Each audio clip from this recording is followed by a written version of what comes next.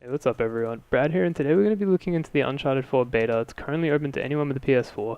You don't need PS Plus to play it, so you got until Monday. You may as well go try it, you got nothing to lose.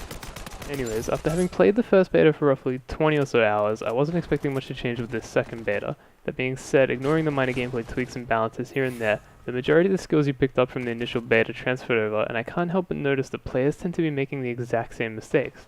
Now, I'm sure there are a lot of Uncharted veterans like me out there who have dumped hundreds of hours into the multiplayer components of both Uncharted 2 and 3. However, with Uncharted 4 being the first of the series on the new generation of console, a lot of people are experiencing this Uncharted goodness for the first time. So I thought I'd break down some mistakes I often see people make and try and help you guys be the best players you can be online. So my first tip to you guys is to make sure you know the map. Now that might sound kinda weird, but too often do I see people trying to climb somewhere they can't or try and swing around someplace out of reach with their grappling hook. Knowing the layout of the map is key to predicting the enemy's spawn points as the game progresses too. Knowing which side of the map your team dominates allows you to think smart and predict the enemy's next location so you can cut them off and wipe them out once again.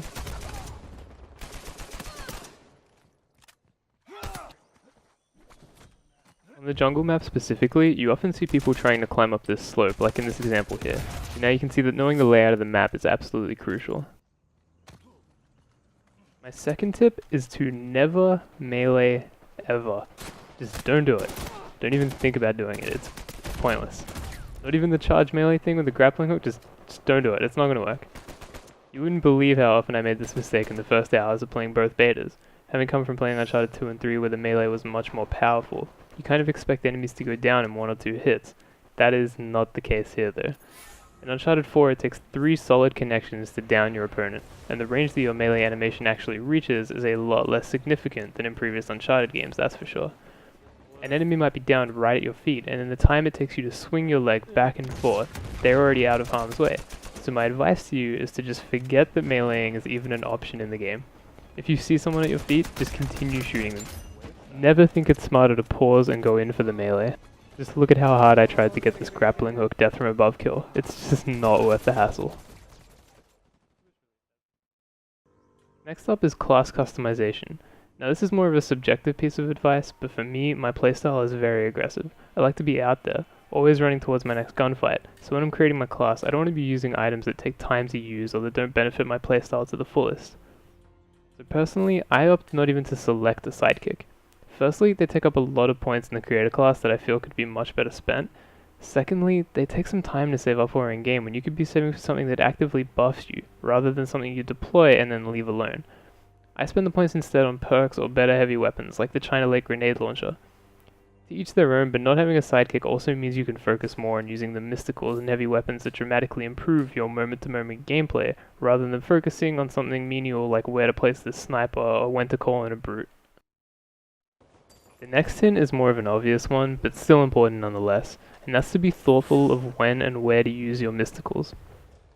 If you tend to use the Spirit of Djinn for instance, this won't apply to you all that much, but if you're like me and use the Curse of El Dorado or any other throwable mystical, you know about the importance of placement. It may sound simple, but there's more to it than you think. If both teams are congested in the middle of the map, you have the power of shifting the balance with a single throw, but most of the time players will screw it up. Seeing a large group of enemies clustered together is always tempting, though it's always best to give it more thought. Just think about where you're throwing your mystical. If you throw it directly at the players, sure you may get a few kills, but most of the time enemies are aware enough to just roll out of harm's way. And if you throw that same mystical just slightly behind the group of enemies, it's going to force them to move up, which in turn exposes them to you and your team. It's just a simple adjustment that makes all the difference, especially in team deathmatch. Now my final hint for today's video is another obvious yet often overlooked one. Cash wins matches. It's as simple as that. You and your teammate should constantly be on the hunt for the next treasure spawn. In a game of 5v5, if your team is collecting the most money from chests, it means your team is going to be better equipped when it comes to firefights. From the get-go, you and your team should be rushing straight to that first bit of treasure right as you spawn in.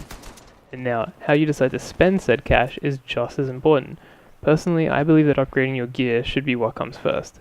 If you get it out of the way, it will benefit you much more throughout the remainder of the match, whilst leaving you with nothing else but power-ups to worry about. In terms of gear, I tend to stick with the all-reliable grenade. It's just good for clearing out areas, and again, it suits my more aggressive playstyle. Obviously, different gear suits different playstyles. And with that, here's my parting note to you guys. Just thought I'd give you a quick insight into why everyone needs to be fearful of trip mines, regardless of which team you're on. Thanks for watching, be sure to subscribe if you want to see more in the future. Until next time, peace. Day by power weapon, is that what it is? That's pretty good. That's pretty impressive, if that's what that is. Wow. Wow. Wow.